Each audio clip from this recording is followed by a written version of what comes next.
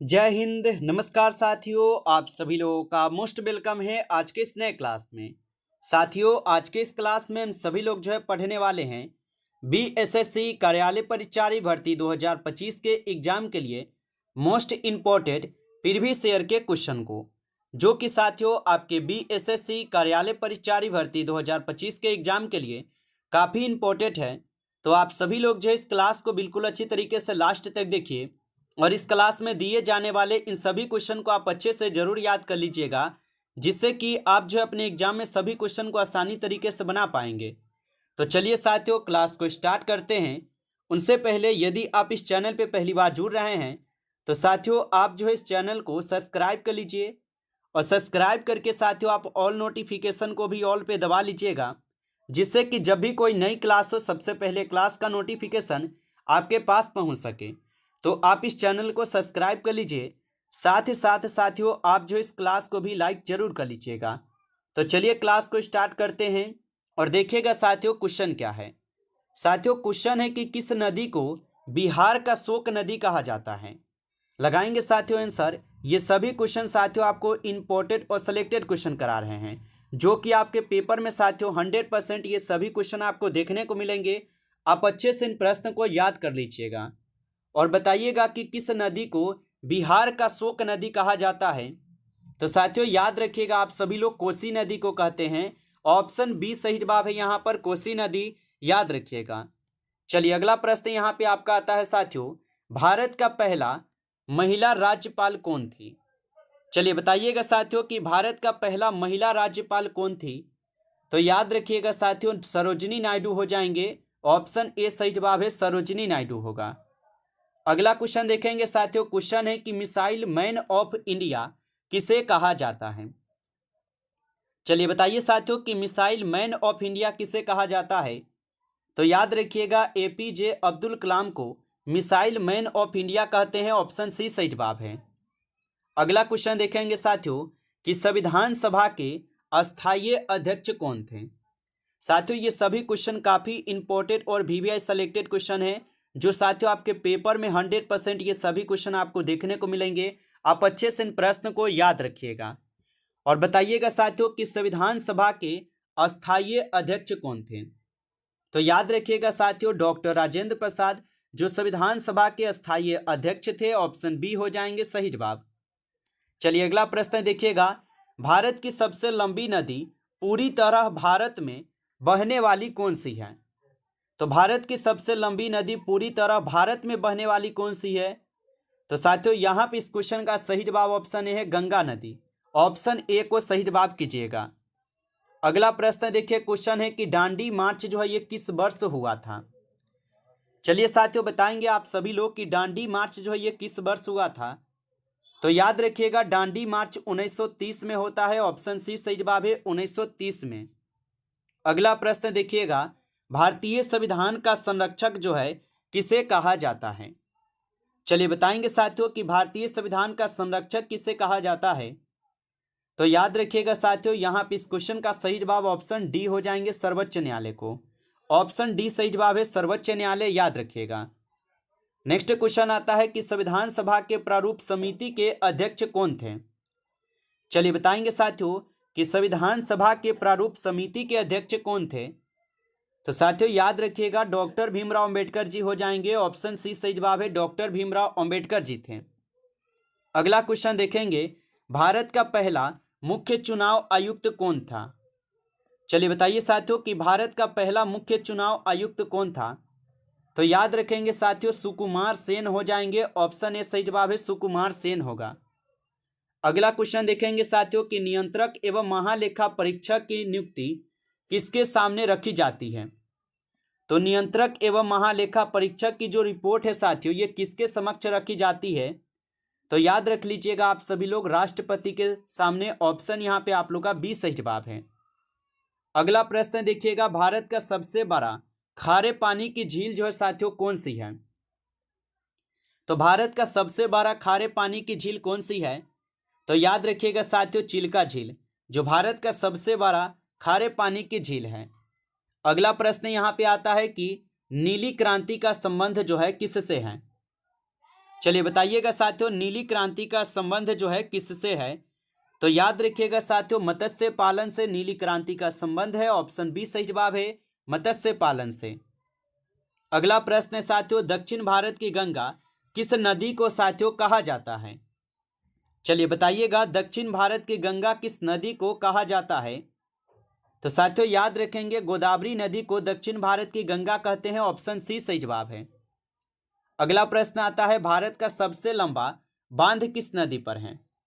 बताइए। और साथियों आप लाइक नहीं किए हैं इस क्लास को, तो आप इस क्लास को एक बार ज़्यादा से ज़्यादा लाइक जरूर कर लीजिए। और चैनल पे पहली बार जुड़ रहे हैं तो साथियों आप इस चैनल को भी सब्सक्राइब कर लीजिए। और सब्सक्राइब करके आप ऑल नोटिफिकेशन को भी ऑल पे दबा के जुड़ जाइएगा, जिससे कि जब भी कोई नई क्लास हो सबसे पहले क्लास का नोटिफिकेशन आपके पास पहुंच सके। तो आप इस चैनल को सब्सक्राइब कर लीजिए।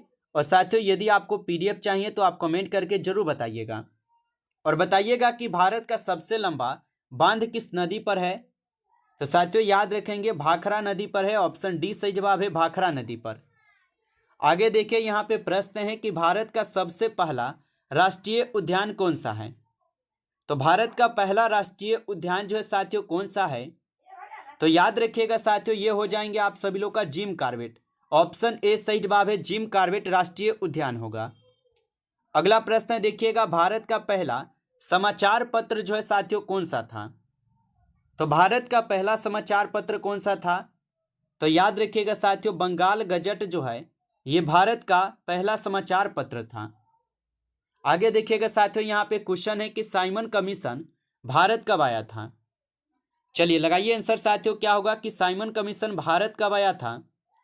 तो याद रख लीजिएगा, साइमन कमीशन जो है 1928 में भारत आए थे। ऑप्शन सी सही जवाब है, 1928 में भारत आया था। और नेक्स्ट क्वेश्चन देखेंगे साथियों कि भारत का सबसे ऊंचा पर्वत शिखर कौन सा है? तो भारत का सबसे ऊंचा पर्वत शिखर कौन सा है? तो याद रखिएगा साथियों, नंदा देवी। ऑप्शन सी सही जवाब है, नंदा देवी जो भारत का सबसे ऊंचा पर्वत शिखर है। अगला प्रश्न देखेंगे कि भारत छोड़ो आंदोलन किस वर्ष शुरू हुआ था? चलिए बताएंगे साथियों कि भारत छोड़ो आंदोलन जो है ये किस वर्ष शुरू हुआ था? तो याद रखिएगा 1942 में भारत छोड़ो आंदोलन शुरू होता है। ऑप्शन सी सही जवाब है। अगला क्वेश्चन यहाँ पे आपका आता है कि संविधान सभा की अंतिम बैठक कब हुई थी? बताइए कि संविधान सभा की अंतिम बैठक कब होती है? तो संविधान सभा की अंतिम बैठक हुई थी साथियों 24 जनवरी 1950 को। ऑप्शन ए सही जवाब है, 24 जनवरी 1950। नेक्स्ट क्वेश्चन देखेंगे कि भारत की सबसे बड़ी झील कौन सी है? चलिए बताइए साथियों, भारत की सबसे बड़ी झील कौन सी है? तो याद रखिएगा साथियों, चिल्का झील जो है ये भारत की सबसे बड़ी झील है। ऑप्शन बी सही जवाब है, चिल्का झील। नेक्स्ट क्वेश्चन देखेंगे साथियों, भारत में पंचायती राज प्रणाली कब लागू हुई थी? तो भारत में पंचायती राज प्रणाली कब लागू हुई थी? तो साथियों याद रख लीजिएगा, 1959 में भारत में पंचायती राज प्रणाली शुरू होती है। ऑप्शन ए सही जवाब है। अगला प्रश्न है, भारत का सबसे बड़ा द्वीप समूह कौन सा है? तो भारत का सबसे बड़ा द्वीप समूह कौन सा है? तो याद रखेंगे साथियों, यह हो जाएंगे अंडमान निकोबार द्वीप समूह जो भारत का सबसे बड़ा द्वीप समूह है।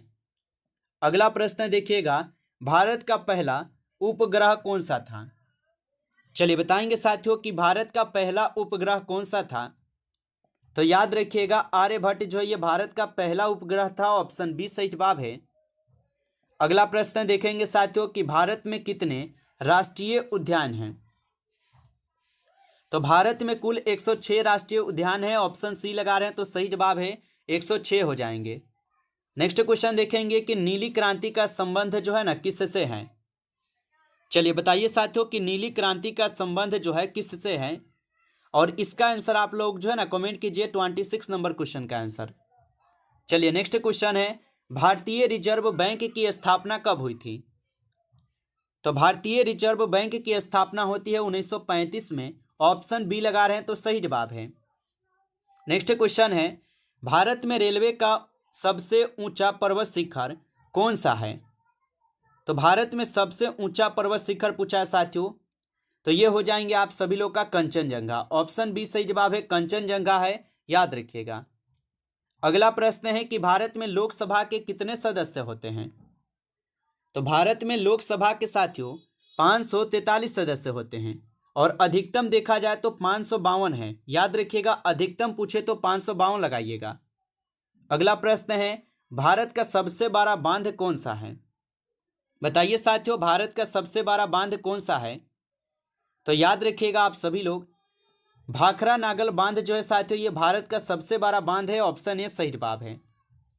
अगला प्रश्न आता है कि भारत का पहला राष्ट्रीय उद्यान कौन सा था। चलिए आंसर लगाइएगा कि भारत का पहला राष्ट्रीय उद्यान कौन सा था। तो याद रखिएगा साथियों, जिम कॉर्बेट राष्ट्रीय उद्यान जो भारत का पहला राष्ट्रीय उद्यान है। अगला प्रश्न यहाँ पे आता है कि भारत का पहला समाचार पत्र कौन सा था।